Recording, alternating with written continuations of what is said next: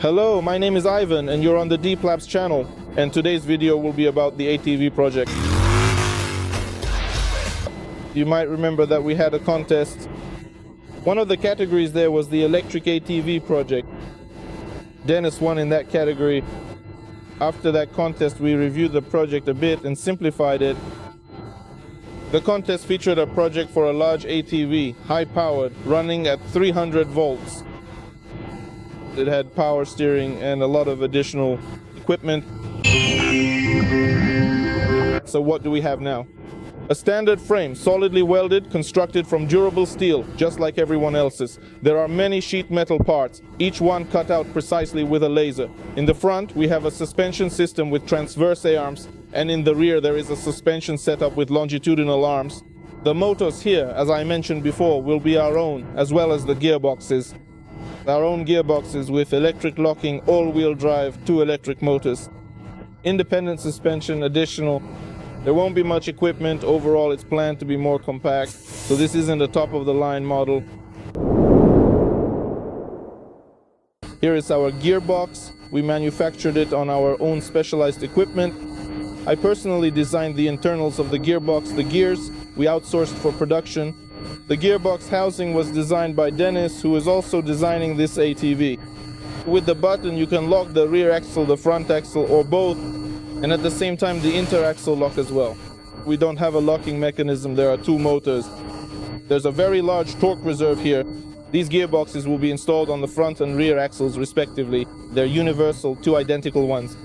The motors will be different. The rear one will have a nominal power of 15 kilowatts. The front one is 7.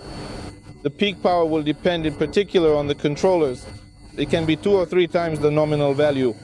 The motors allow for that much power to be pumped in. And here, in fact, is the model of our quad bike.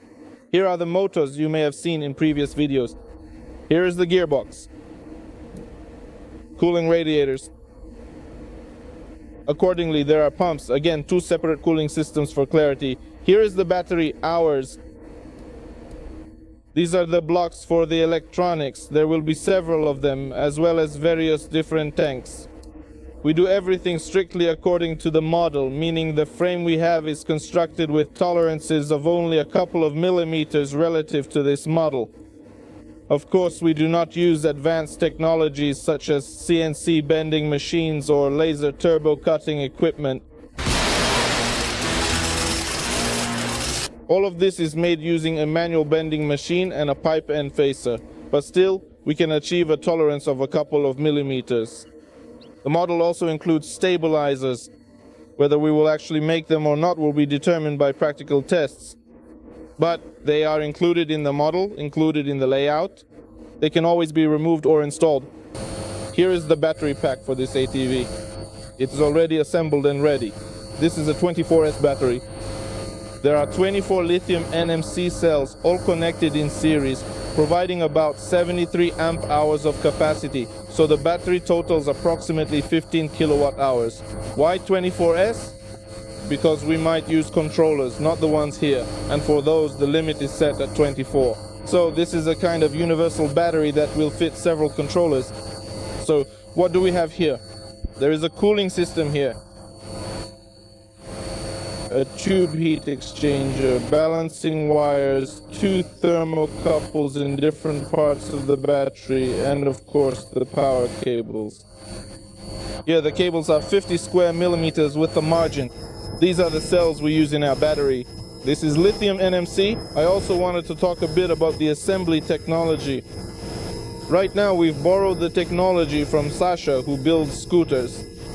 Previously, we used to connect, just as many people commonly do, 2 batteries together in this particular way, using a clamp, which, as a result, accordingly increased the overall length of the battery. And when there are many batteries in parallel, for example, in a configuration like 4P, that is 4 batteries connected together, you needed to use spacer inserts to separate them. This is a transition from nickel-plated or from aluminum through aluminum. In general, it's really a bit incorrect to connect them the way Sasha does, and now we do it too, right? So regarding the contacts, They are carefully bent into their required shape using a small, precise jig, and then holes are drilled in the back of the material.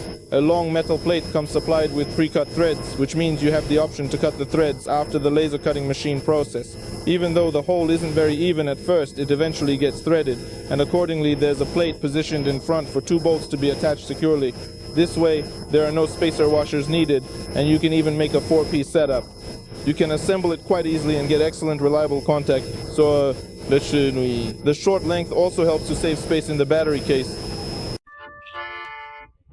What have we added? We've added the brake calipers, the brake discs, the wheel hubs, and the necessary adapter spacers, and the CV joints are already properly installed as well.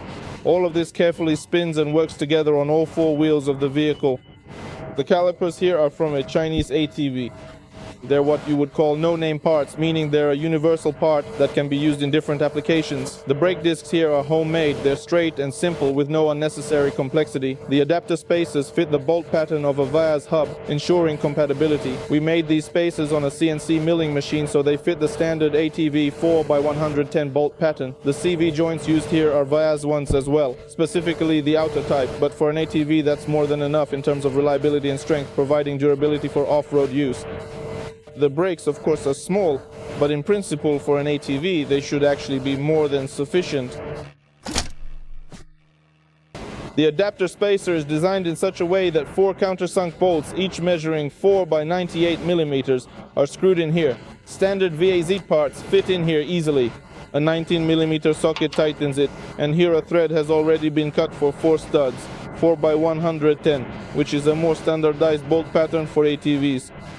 Before making this spacer, we first printed out this model on a milling machine in order to test, fit the wheels, and ensure everything would align properly.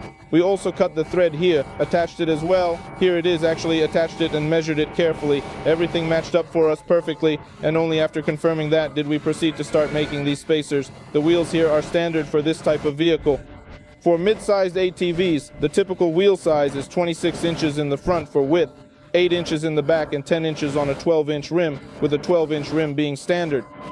For VAZ, the layout is actually quite compact and tight. In fact, the front layout is even tighter. Because of the ball joints, we can't move the knuckle inward since there's the CV joint, 2 ball joints, and the control arms. And we can't move it outward either because of the 12-inch rim. So our layout ended up being very tight. Ideally, you should use a 14-inch rim,